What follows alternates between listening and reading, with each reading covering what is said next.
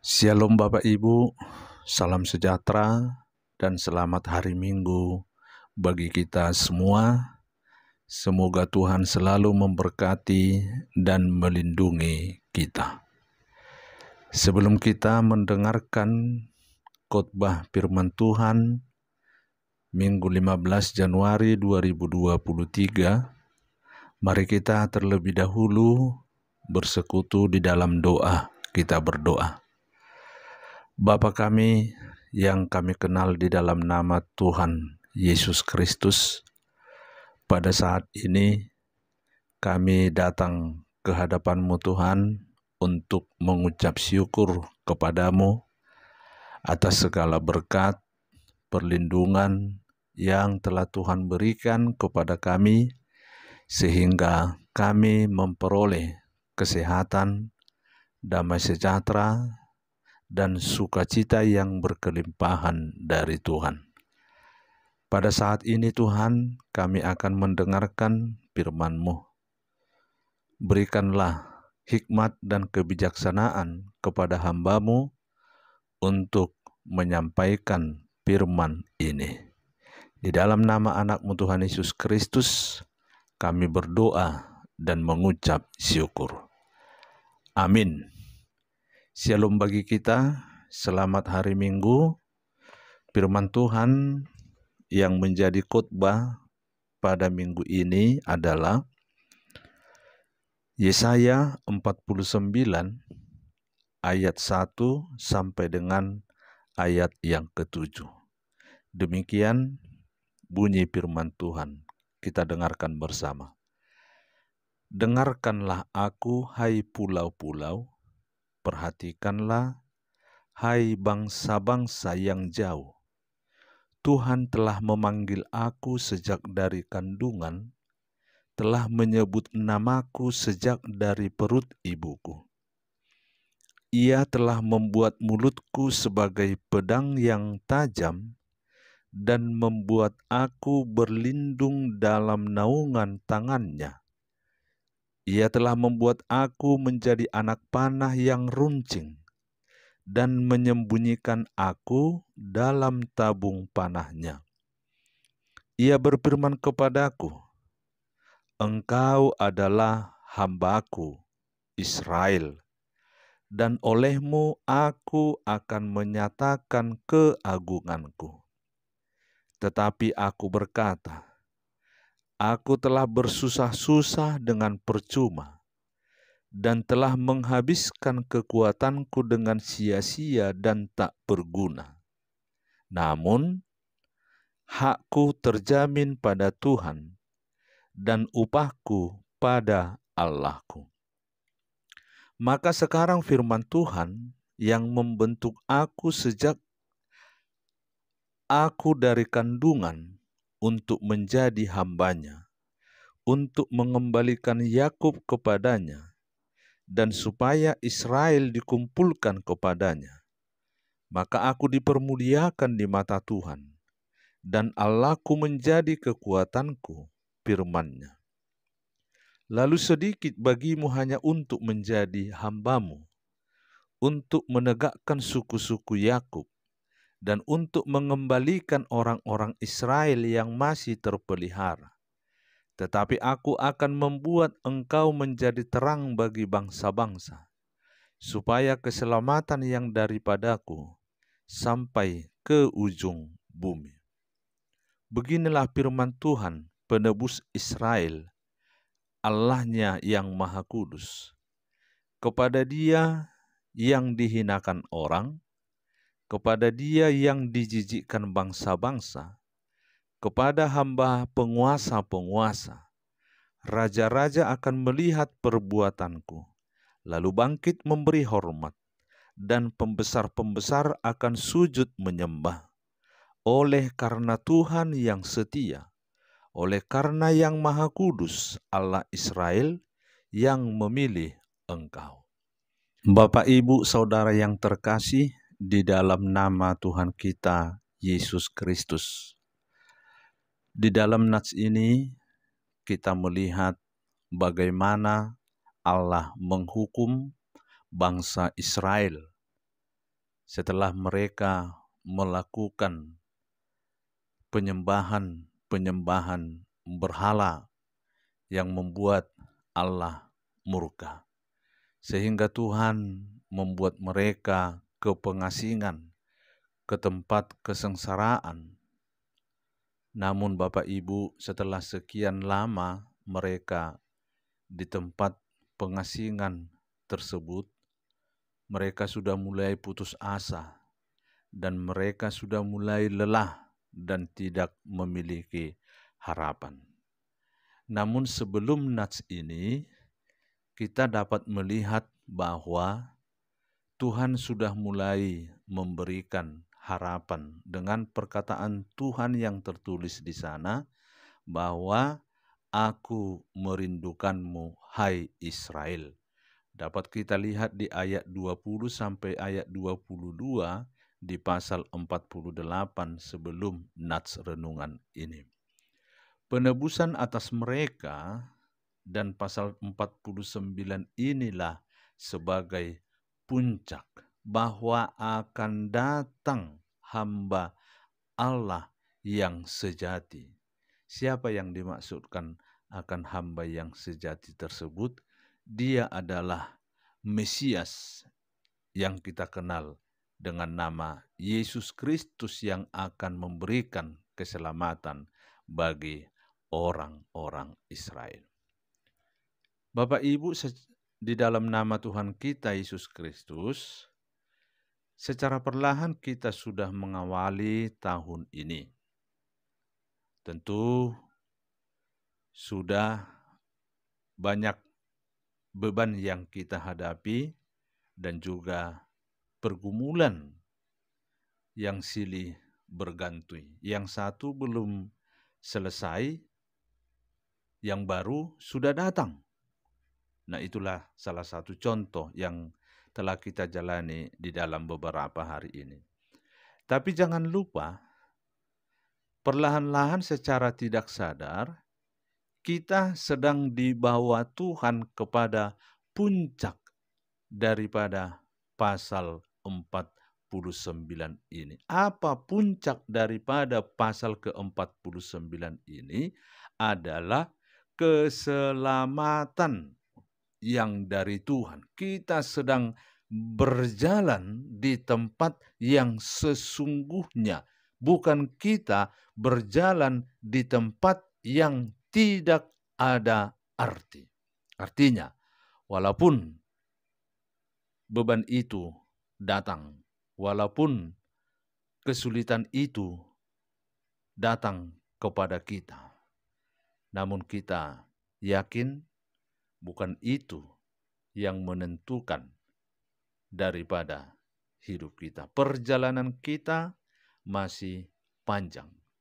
Melalui gejolak, melalui kehidupan yang kita hadapi, yang kita jalani, disitulah kita mengenal sosok Kristus yang menjadi hamba yang sejati, Mesias yang dinantikan. Berikutnya Bapak Ibu, di dalam pasal ini Allah menyebutkan, dengarkanlah aku, hai pulau-pulau. Di sini dia berbicara tentang suatu bangsa, daerah atau tempat di tepi laut atau mungkin yang melewati laut, di mana penduduk atau masyarakat di sana masih kebanyakan hidup di dalam penyembahan berhala. Artinya sama sekali tidak mengenal Tuhan. Makanya nats ini, dengarkanlah aku, hai pulau-pulau. Di sini Tuhan mengatakan, dialah hamba yang sebenarnya bagi semua orang. Dialah Tuhan atas orang-orang yang belum percaya. Dialah Tuhan bagi kita semua. Dialah Tuhan bagi saya. Dialah Tuhan bagi saudara-saudara. Nah, di sini jelas ditunjukkan kemahakuasaan Tuhan, bahwa di ujung pulau manapun kita berada, Tidak ada pergumulan yang terlalu jauh bagi Tuhan yang tidak dapat dijangkau oleh Tuhan. Pulau-pulau dapat dijangkau oleh Tuhan. Dan yang terpenting adalah marilah kita membuka telinga kita untuk mendengarkan Dia yang menjadi sumber keselamatan kita. Di ayat 2, Bapak Ibu, jelas dikatakan oleh Yesaya tentang kuasa Tuhan. Demikian. Ia telah membuat mulutku sebagai pedang yang tajam, membuat aku berlindung dalam naungan panah tangannya. Dia telah membuat aku menjadi anak panah yang runcing. Ia adalah hamba yang efektif. Nah, bahasa yang sederhana yang dapat kita simpulkan melalui ayat 2 ini adalah bahwa Kristus itu yang dinanti-nantikan itu, Dia adalah sebagai senjata yang kuat, yang ampuh di dalam kehidupan kita. Mulutnya diandalkan seperti pedang yang tajam, maka tidak ada kehidupan yang terlalu sulit yang tidak bisa dibelah, ditusuk, dimasuki oleh sang hamba yang sejati. Untuk itu jangan berputus asa. Demikian yang digambarkan oleh Yesaya. Tuhan ada di tengah-tengah kita. Tuhan itu digambarkan seperti anak panah yang runcing, yang tepat dan kena dengan sasaran. Itulah Allah. Maka tidak ada pergumulan kita yang tidak dapat dijangkau oleh Tuhan. Karena Dia adalah senjata yang efektif untuk kemuliaan. Maka di tahun 2023 ini mari kita perlahan-lahan juga menyiapkan diri kita sebagai senjata yang dipersiapkan. Sehingga kita tidak menjadi sasaran empuk dari semua serangan dan iblis. Tapi kita menjadi runcing, tajam menembus dan menusuk segala apa yang tidak dikehendaki oleh Tuhan. Apa yang menjadi tujuan dan sasaran Tuhan. Yang ketiga Bapak Ibu, ia diperkenalkan sebagai hamba. Ia berfirman kepadaku, Engkau adalah hambaku Israel. Olehmu aku akan menyatakan keagunganku. Dia disebut Israel. Memang dari semula Israel itu nama untuk seorang individu. Tapi kemudian dia menjadi sebuah bangsa. Tapi Israel yang dimaksud di sini bukanlah sebuah bangsa, tetapi menyatakan tentang Mesias. Itu disebut sebagai Israel. Artinya apa? Dialah sarana untuk kita boleh datang kepada Tuhan. Dialah perantara bagi kita untuk menyampaikan isi hati kita kepada Tuhan. Jadi kita tidak perlu gelisah dan putus asa serta tawar hati dalam menjalani hidup kita. Karena hamba itu adalah sarana untuk kita bisa datang pada Tuhan. Dia adalah Israel yang menghimpun menyatukan kita untuk mengenal dan berseru, bersekutu dengan Allah Tritunggal. Yang keempat Bapak Ibu, kalau kita lihat dan perhatikan di ayat 4, Aku telah bersusah-susah dengan percuma menghabiskan waktuku dengan sia-sia dan tak berguna. Nah, sifat perkataan itu sering merasa hal itu kita miliki, terjadi pada kita. Kita merasa bahwa apa yang kita perbuat sepertinya tidak ada hasilnya, sia-sia. Kita sering kehilangan kata sehingga kita jatuh dalam putus asa. Saya sudah berusaha, saya sudah coba, saya sudah lakukan, tapi hasilnya sia-sia. Namun, hakku terjamin pada Tuhan. Upahku ada pada Allahku. Jadi dia adalah hamba yang pekerjaan rancangannya tidak sia-sia atas kita. Karena apa? Karena hasilnya dijamin oleh Allah. Kita sering berada di zona, di situasi seperti itu. Kalau kita kurang berhasil, maka kita kurang percaya. Lalu kemudian zona kedua, kalau kita percaya seolah-olah kita nggak boleh gagal. Kalau kita gagal seolah-olah kita nggak punya Tuhan. Nah Bapak Ibu, singkirkanlah pikiran yang demikian. Karena itu bukanlah landasan pemikiran orang yang percaya. Mungkin kita saat ini tidak merasa berhasil. Kita seperti gagal. Kita seperti diolok-olok orang dengan kegagalan-kegagalan yang kita lakukan. Tetapi ingat, harus ada namunnya. Berarti kata namunnya di situ adalah ada harapan di tengah-tengah, di antara kegagalan kita. Hasil akhir dijamin oleh Tuhan Allah. Hasil akhir itu adalah milik Tuhan.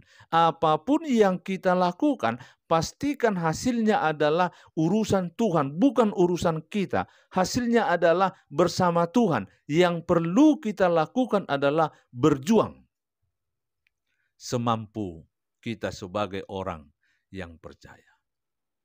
Di ayat 6 Bapak Ibu diperkenalkan bahwa dia adalah terang bagi bangsa-bangsa. Terlalu sedikit bagimu hanya untuk menjadi hambaku, untuk menegakkan suku-suku Yakub. Nah, ini merupakan perintah. Jadi di sini Tuhan sebenarnya bukan sedang menganggap remeh tentang kehidupan kita, bukan. Di sini bukan menunjukkan bahwa Tuhan itu tidak menghargai dan bahwa Tuhan itu tidak puas dengan pekerjaan-pekerjaan yang kecil yang kita lakukan. Nah, di sini kita dapat melihat bahwa Allah bekerja bahkan dalam perkara-perkara yang kecil. Tapi Tuhan mau bahwa hamba itu lebih dari menangani perkara-perkara kecil. Dia membawa semua orang dari segala pengasingan. Kalau disebut bangsa-bangsa yang jauh yang tidak terjangkau, mengapa kita tidak perlu putus asa dalam pengasingan kehidupan kita sekarang? Karena dia adalah terang yang menjangkau siapapun kita. Dia adalah terang bagi bangsa-bangsa. Ada pemulihan bagi Anda, ada pemulihan bagi siapapun di belahan dunia manapun yang mau mendengarkan firman Tuhan. Dan yang terakhir adalah di dalam nats ini yang sangat berbeda. Kalau dari awal kita melihat dia ada untuk kita, dia efektif sebuah senjata untuk kita, dia memberi atau dia sarana untuk kita berjumpa dengan Allah. Mesias itu adalah jaminan dari semua pekerjaan kita. Hasilnya ada bersama dia. Dia adalah terang yang menjangkau di sudut manapun kita. Terang bagi bangsa-bangsa tidak memihak hanya untuk kampung sebelah, kampung sini, dan kampung sana. Tapi semua bangsa, tidak ada ruang yang terlalu tersembunyi yang tidak dapat diterangi oleh Allah. Dalam bilik hati kita yang paling dalam, ia adalah hamba yang mau menderita bersama kita, bersama saya, bersama semua saudara-saudara kita. Ayat 7 menyebutkan Bapak Ibu, penebus Israel Allahnya yang Maha Kudus. Jadi kalau kita mengenal Allah, sebenarnya kita sedang mengenal Dia yang konkret, yang spesifik. Dia adalah penebus. Di sini kita menyebutnya penebus Israel. Artinya dia adalah sahabat-sahabat kita semuanya. Sahabat saudaraku semuanya. Maka dari mana kita tahu dia sahabat? Karena dia menebus kita. Itu jawabannya. Dari mana kita tahu bahwa kita ditebus Tuhan? Karena dia sahabat kita. Allahnya yang Maha Kudus, kepada dia dihinakan orang. Kepada Dia yang dijijikkan bangsa-bangsa, kita lihat ada peralihan, dihina, dijijikkan. Jadi Dia tidak hanya dibenci, tapi sudah berbau dianggap tidak menyenangkan dan tidak disukai. Beralih juga dijijikkan orang menjadi dihinakan orang, menjadi dijijikkan bangsa-bangsa. Jadi bukan hanya orang per orang, tetapi bangsa per bangsa. Jadi Dialah Allah yang tidak berdosa, tapi kemudian Dia menjadi berdosa karena menanggung beban-beban kita. Dia merendahkan dirinya. Jadi jangan pernah merasa menderita sendirian dalam hidup Bapak Ibu. Dia bersama dengan kita semua. Tetapi ingat, pada akhirnya raja-raja akan melihat perbuatan hamba itu bangkit memberi hormat raja-raja itu. Jadi walau hari ini mungkin kita sedang mengalami beban, pergumulan, dan penderitaan kita. Tapi bersama Dia ada waktunya kita menjadi orang-orang yang terhormat.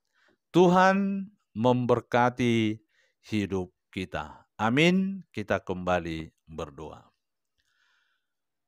Bapa kami, di dalam nama Tuhan Yesus Kristus, kami kembali bersyukur kepadamu Tuhan atas waktu yang telah Tuhan berikan kepada kami, sehingga kami dapat mendengarkan firman-Mu pada minggu ini. Engkau telah menghantar kami dan telah memberikan kami pemahaman yang baru di dalam hidup kami, di dalam kami menjalani hari-hari yang Tuhan berikan kepada kami. Kiranya Tuhan menguatkan kami, kiranya Tuhan memampukan kami, agar melalui kuasa Tuhan, kami dapat mensyukuri dan menjalani hidup ini menjadi hikmat dan sukacita yang besar bagi kemuliaan nama-Mu. Kami serahkan hidup kami Tuhan satu persatu. Kami serahkan keluarga kami. Kami serahkan anak-anak kami yang bersama dengan kami dan anak-anak kami yang jauh dengan kami, karena mereka dalam mencari pekerjaan dan juga dalam menyelesaikan studi. Kami yakin atas kemurahan dan kebesaran-Mu Tuhan, Engkau akan menjagai mereka dan melindungi mereka dimanapun dan apapun aktivitas mereka. Terima kasih Tuhan, hapuskan segala dosa dan kejahatan kami yang tidak layak di hadapan-Mu, agar kami menjadi umat yang suci dan kudus yang tidak bernoda. Di dalam nama anak-Mu Tuhan Yesus Kristus kami berdoa dan mengucap syukur. Anugerah dari Tuhan kita Yesus Kristus, kasih setia Allah Bapa, dan persekutuan Roh Kudus kiranya menyertai kita semua. Amin. Selamat hari Minggu bagi kita Bapak dan Ibu. Tuhan Yesus memberkati kita. Shalom, Horas.